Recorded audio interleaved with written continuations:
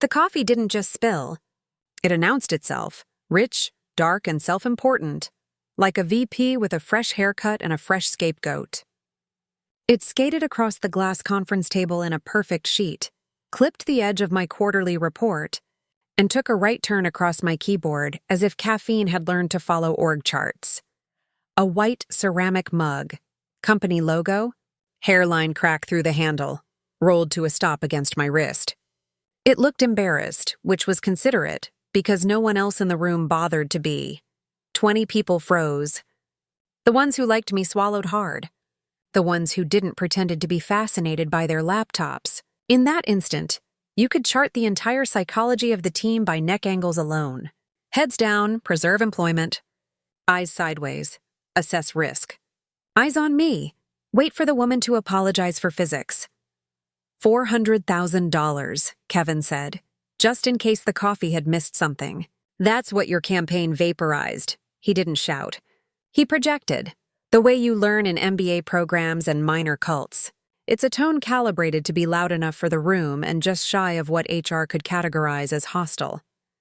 The performance was for the interns, who were learning the difference between leadership and punishment in business casual. My name is Amy Ward. I'm 35, senior marketing lead, allegedly the backbone of Kevin's team.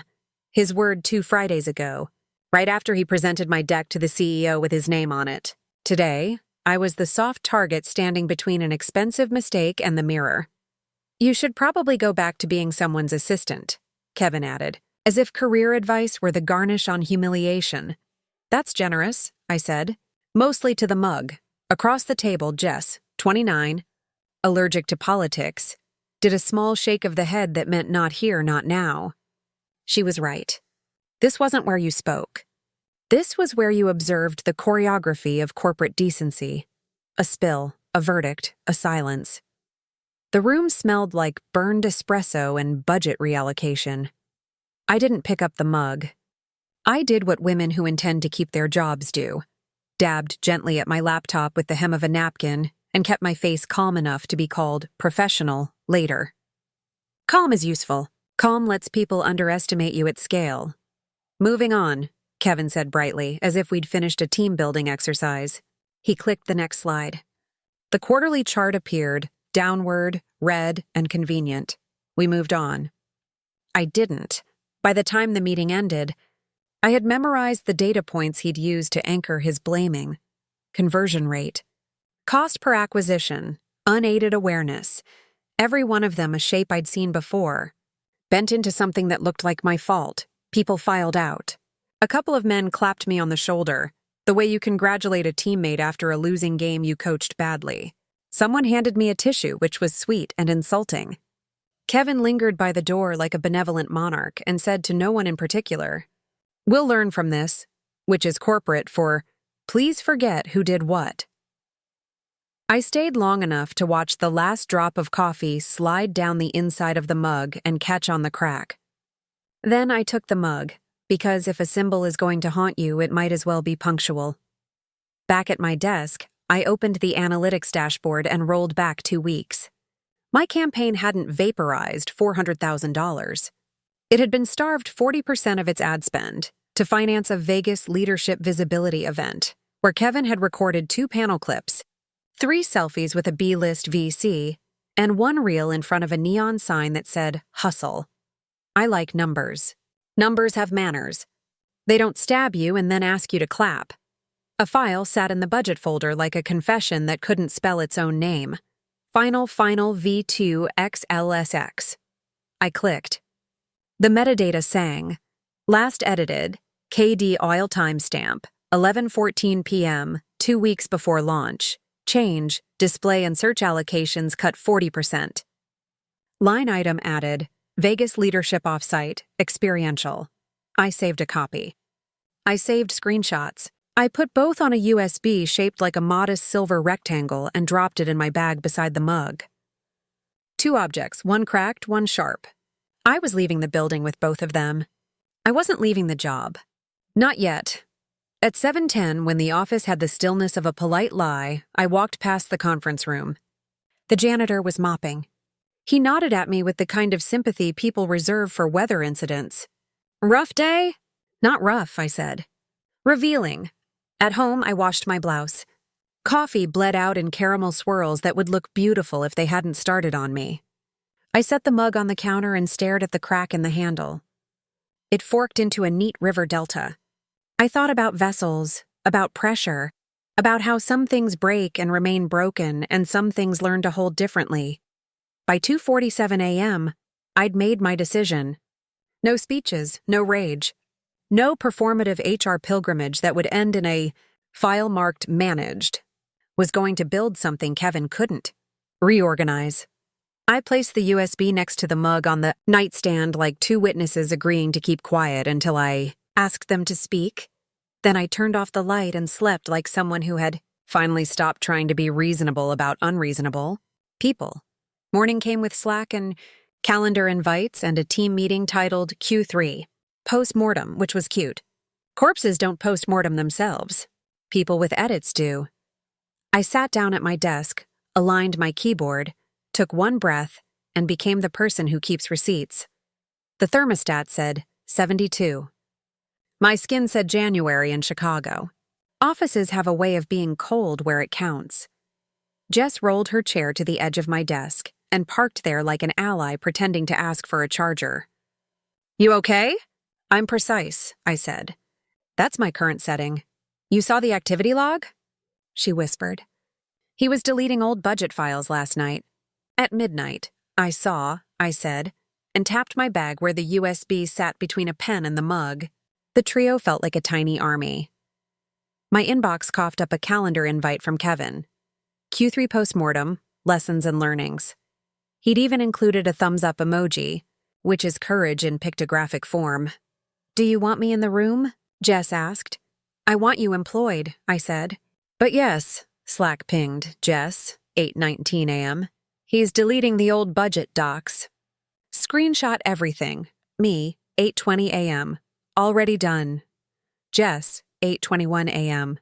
If he escalates, remember, timestamps are a kind of truth. Me, 8:22 a.m. So are witnesses. I opened a folder called Unseen Wins. It's the kind of archive women build without naming it. The extra deck that saved a client, the version of the RFP that included the clause you needed later, the alternate banner set that outperformed the creative director insisted on. There were numbers inside that no one would ever put on a press release. 62% ROI lift in 6 months for a chain of hardware stores that still sent faxes. $22.11 average basket increase for a retailer when we shifted them to curbside in 10 days during COVID.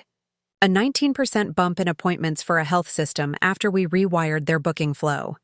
If you stacked those wins end to end, they'd form a career.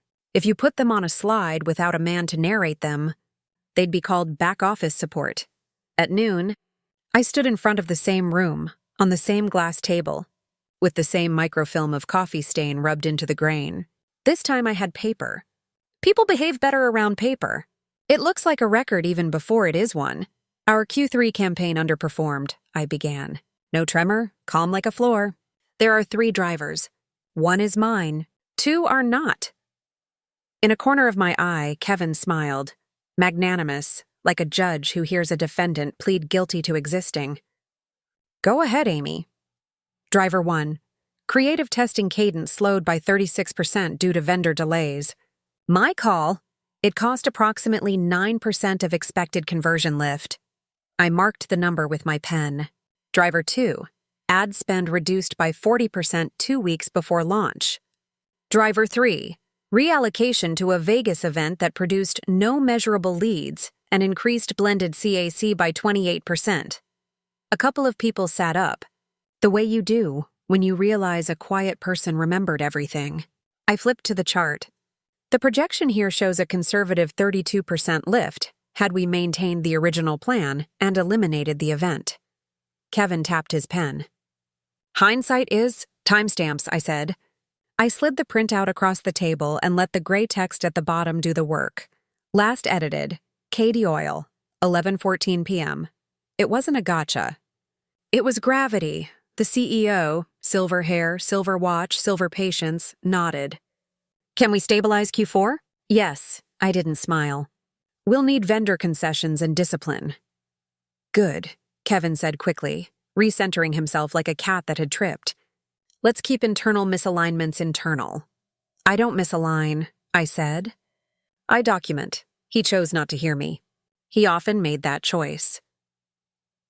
2 days later, he posted a company-wide note about resilience. It included one of my old slides.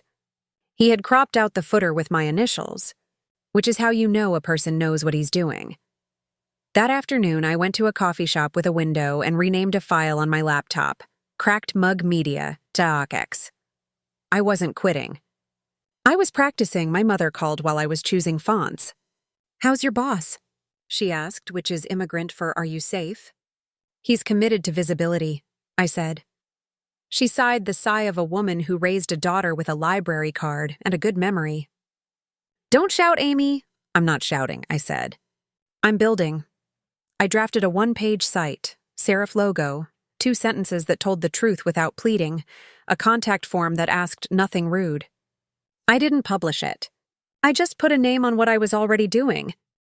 3 weeks later, I printed a resignation letter in 3 sentences, folded it once, and put it in my bag beside the mug and the USB. The letter didn't mention coffee. It mentioned time. At 5:02 p.m., I set it face down on HR's desk like a card that wins quietly. I walked out with my shoulders level and realized I wasn't thinking about what I was leaving.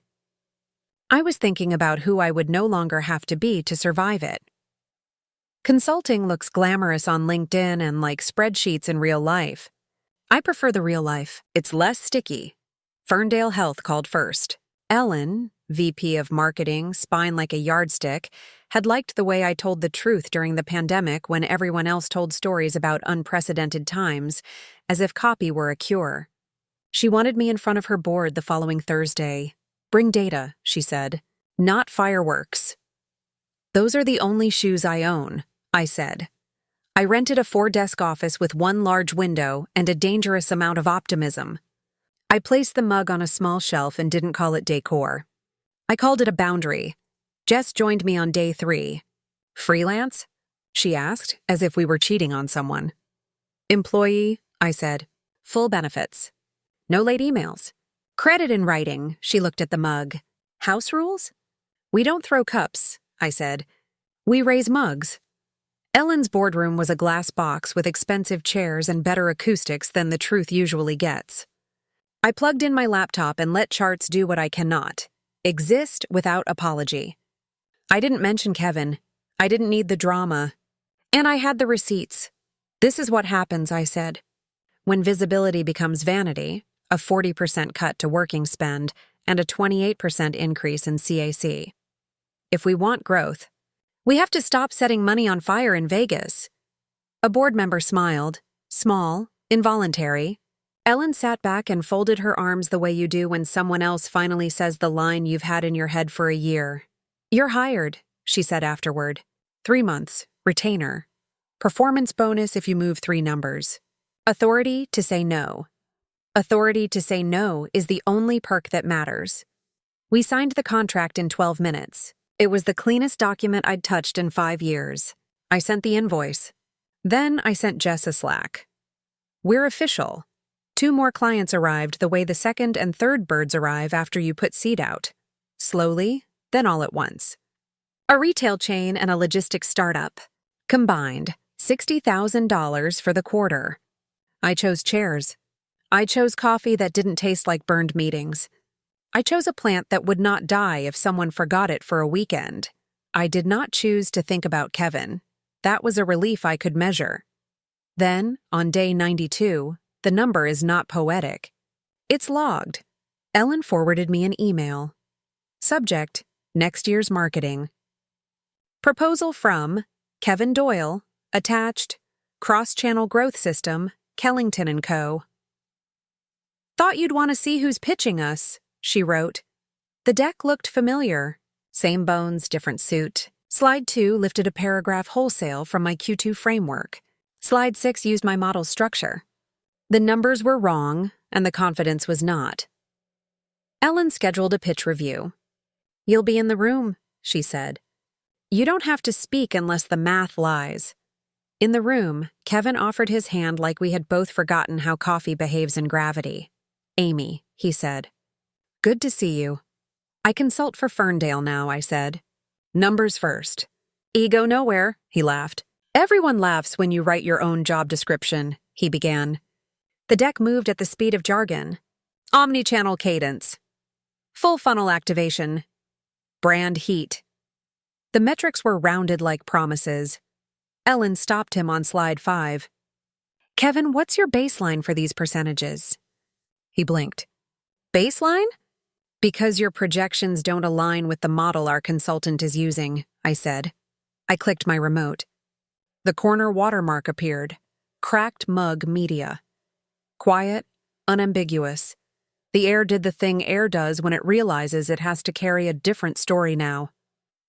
The CEO cleared his throat. "Mr. Doyle, are you presenting our consultant's framework as your own?" "There must be some confusion," Kevin said, confusion being a universal solvent when you've run out of facts. "There isn't," Ellen said. "Thank you for coming." He left polite. He did not look back at me. People who live on surfaces forget to check reflections. We got the contract, $1.2 million, a number with enough zeros to feel like an opinion. The press release said we were selected for our disciplined approach. I printed it, highlighted disciplined, and taped it inside a cabinet because I'm sentimental about adjectives. We grew. We did not shout. We instituted 3 rules that functioned like armor without looking like it. No email after 6 p.m., attribution baked into every deliverable, and the right to say, "Where is that number from?" without anyone pretending to be offended. The mug sprouted a jade plant because Jess can't leave a container empty if it can contain a living thing. I let it stay. The leaves are glossy, unbothered. I decided that was a good aspiration. Rumors are either shadows or smoke depending on who's talking. The ones about me were low effort, that I'd taken company IP, that I was overpromising, that my wins were inherited. The fascinating part about lies is how much they rely on the assumption that no one keeps track. I offered to solve it in daylight. We'll be the first agency to submit our analytics for a full board audit, I told Ellen. Unredacted timestamps, vendor invoices. "Access logs, are you sure?" she asked. "Yes," I said. "I've been sure for months." Audit day arrived with coffee that tasted like confidence. We laid out the files in a neat stack with little blue flags for sections, because the auditor was a man who liked neat stacks and little blue flags. I enjoy being comprehensible to people who are paid to doubt me. Kevin arrived uninvited with a folder and a smirk. "Just here to clarify," he said, which is like saying, "Just here to fog the glass." The auditor asked 3 questions that could have been stitched on a sampler and hung behind every marketing desk in America. Who owns the model? Who created the data? Who authorized reuse? I handed him the audit packet. The answers were timestamps, vendor receipts, and the Slack logs Jess had saved before either of us knew their future value. Kevin handed over a folder with less paper and more adjectives. By noon, the auditor had written a paragraph I might put on my tombstone if I were into that kind of thing. All verified materials originated with Amy Ward and Cracked Mug Media, with documented creation dates and proper authorization. No irregularities found. At 1:47 p.m., Ferndale's board issued a vendor update. Kellington and Kohner removed from the approved list. Kevin didn't argue. He nodded once, like a man acknowledging a weather report, and left a room he once believed he could oxygenate by walking into it. We didn't celebrate. We went back to work. Not because we're Puritans, but because dignity tastes better than cake. That night, I sat alone in the office long after Jess had gone home. The city lights shimmered off the river like a spreadsheet full of decimal points behaving themselves for once. The jade plant on the shelf tilted toward the fluorescent light, quietly ambitious. I took the mug down from its spot, turned it in my hands, and thought, cracks don't weaken containers, They mark where the pressure used to be. In the morning, I wrote 3 sentences on the whiteboard. No late-night slack. No invisible labor. No pretending mistakes or mentoring. Under that, I wrote the line that didn't ask permission to exist. We don't throw cups here. We raise mugs. Jess stood in the doorway with a to-go bag and an expression that looked like we'd just given gravity a better job description. "You're really making that a policy?" she said. "Every rule worth keeping comes from a bad memory," I said, and the marker squeaked like a signature. We moved faster than rumor. 3 new clients in 6 weeks, the kind who were allergic to theater and fascinated by results. The contract stacked politely. Our retainer total slipped past $110,000 and acted like it had always belonged there. We bought chairs without squeaks, a kettle that didn't sputter like a nervous intern, and a second plant that refused to die even when no one watered it for a weekend. In the quiet, there was a sound I recognized from a long time ago. Competence without supervision. The kind of sound offices make when no one is auditioning for the part of visionary. Even our mistakes were small and accurate. We apologized once, fixed twice, and documented forever.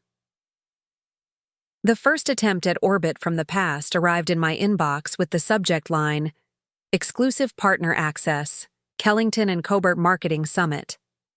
I clicked. Vegas again?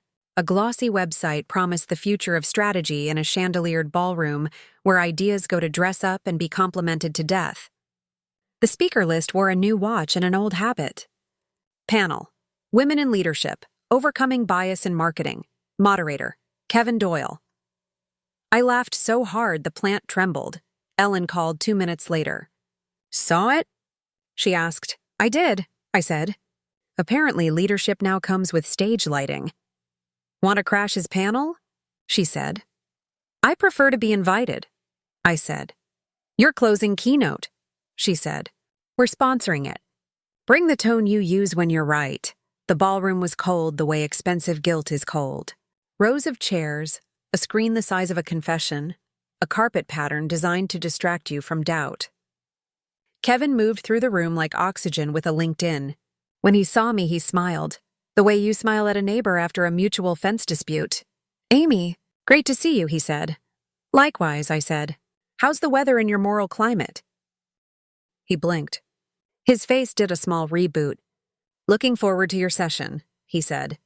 Which is what people say when they're hoping gravity forgets them. During his panel, he talked about integrity and owning your narrative and mentorship. He hyphenated it like the word feared commitment. He said bias in a way that made the consonants sound optional. I listened the way you listen to elevators, politely, with an exit in mind. For the keynote, I walked on stage and clicked to a slide that had the personality of a locked door. Integrity is a timestamp. The room tilted. The title did not. "I used to work for someone," I said, "who believed leadership was measured in decibels. The louder he said a thing, the truer he hoped it would be. Unfortunately, Excel has very poor hearing." A small wave of laughter. "The good kind. The kind that says go on. Timestamps don't take sides. Changelogs don't pick favorites. Metadata doesn't need applause. When we stop treating volume like virtue, we can hear what the numbers have been whispering from the beginning." I showed the math the way you show a bruise to a camera, steady, close, and uninterested in debate. 40% cuts dressed up as visibility, 28% increases in CAC described as investments, projections that fell in love with round numbers. Then I replaced them with the graphs from our last quarter, boring, disciplined lines with nothing to prove. "What I learned," I said, "is that revenge isn't breaking the system. It's teaching the system how to read again." The applause started in the corner where the junior staff sat and spread to the rows where the titles lived. Ellen stood. Others followed. Kevin did not. He examined his phone, which is where his credibility now lived. Afterward, the hallway filled with people who wanted to tell me their own versions of the spill, the public correction, the private theft, the meeting where a laugh counted as policy. I listened. I said, "I'm sorry that happened to you," in a tone that meant I believe you, and also I'm busy building a world where that sentence is obsolete. Business doubled, as if Clarity had a referral program. We hired another analyst who loved confidence intervals like a hobby. We onboarded a copywriter who could make 6 honest words do the work of 47 brand-approved lies. We brought in an account lead who scheduled her life like she intended to have one. Revenue landed at $220,000 by the next quarter. I paid myself a salary that didn't taste like apology. Then a thick envelope ambled into the mailbox pretending to be important. Notice of review from Kellington's legal department. Allegations of intellectual property overlap between Kevin's framework and mine, which is a delicate way of saying we've decided hindsight is ownership. I put the letter flat on the desk until its drama evaporated. Ellen called. "You want our lawyers?" "I want daylight," I said. We moved the next Ferndale audit to an open session. Anyone from a partner company could sit in the back and take notes. The compliance officer hesitated the way you hesitate near a wild animal that has learned to use doorknobs. Then he said yes. Audit day smelled like paper and coffee, which is to say, truth with a stimulant. We placed binders on the table with tabs that looked like polite little flags. Kevin arrived with a folder and an expression that suggested he still believed charisma counted as evidence. The auditor, a man who loved neat nouns and distrusted adjectives, asked 3 questions that should be embroidered on every office cushion in America. Who owns the model? Who created the data? Who authorized reuse? I slid the packet across. Timestamps, vendor invoices, access logs, Slack exports with dates that could pick themselves out of a lineup. Jess had color-coded the source sheets because she likes mercy and believes in mercy for auditors. Kevin cleared his throat a lot and said the word alignment as if saying it could magnetize reality. By noon, the report contained a paragraph that fit me like a clean shirt. All verified materials originated with Amy Ward and Cracked Mug Media. No irregularities found. At 1:47 p.m., Ferndale's board updated the vendor list. Kellington fell off like a button you never needed. Kevin left the room with a nod that pretended to be grace. We filed our papers. We went back to work, not because cake is immoral, but because dignity is a better sugar. I thought that might be the end of the noise, but noise is a hobby for some. He tried again. Emails suggesting burying the hatchet, messages about win-win scenarios that smelled like recycled air. I didn't respond. I prefer verbs like build and measure to nouns like olive branch. He CC'd Ellen once, aiming for spectacle. She replied with a sentence that should be framed and placed in the lobby of every corporation. "We're good, Kevin." The world turned. We shipped. We slept at reasonable hours. Our mistakes continued to be small and honest. Once a month we poured coffee into real mugs and clinked them lightly, which made the jade plant's leaves tremble like a polite applause. Jess joked about framing the mug. I said it had framed me once already. We compromised by giving it better lighting. The keynote video found a life of its own, circulated in group chats where people traded survival strategies, clipped for a bootleg training about how to not be a headline in your own HR memo. I did 3 podcasts I didn't hate and turned down 5 panels with titles like Women Who Roar, because my favorite women don't roar unless there's a parade to lead. One afternoon, a junior marketer, the kind of person whose badge still creases her pocket, stopped me outside an elevator and said, "I was in the room. When the coffee..." Her hands drew a shape in the air. I wanted to say something and I didn't. "I'm sorry." "You're saying something now?" I said. "That counts?" I gave her the only advice I believe in. Keep timestamps. Keep your name on your work. And find the quietest possible way to be undeniable. The elevator arrived. We both stepped in. The doors closed on a reflection that looked like continuity. On a Friday that wore rain like a cardigan, the team called me into the conference nook and unveiled a frame, a photo of our office in late sun, the cracked mug front and center, the jade plant shining like it had just learned a secret. Under the photo, an engraving, "Integrity is a timestamp." I laughed and then cried and then pretended I was still laughing. Someone handed me a tissue that didn't insult me. We went back to our desks because sentiment is a spice, not a soup. That night I locked up after everyone and poured coffee into the mug and stood at the window. The river practiced being a mirror. The city hummed with the busy despair of people who still believed volume could do the work of evidence. My phone buzzed with a news alert about Kellington's leadership transition. Kevin had moved into an advisory role, which is corporate for the elevator still works, but not for you. I texted my mother a photo of the mug on its shelf. They threw coffee at me, I wrote. I built a company with it. She replied with the only metric I needed, proud of you. I put the phone face down and listened to the kind of silence that doesn't require effort. On Monday, I will ask my team the same question that keeps saving us. Where is that number from? They'll answer, we'll raise our mugs. We'll ship something that doesn't gossip. And somewhere a room will fall quiet for the correct reason. If you're waiting for the line where I say I forgave him, you'll need a chair. I prefer quieter verbs. I archived him. I audited him. I outlasted him. They threw coffee at me. I learned to serve it calm. And if this sounds like something you needed to hear today, if you've ever been underestimated in a meeting, framed by a slide you wrote or applauded for surviving what shouldn't have happened, pull up a chair at our table. Subscribe to Office Revenge Files for more stories where justice is public, lawful, and beautifully quiet. Bring your own mug. Cracks welcome.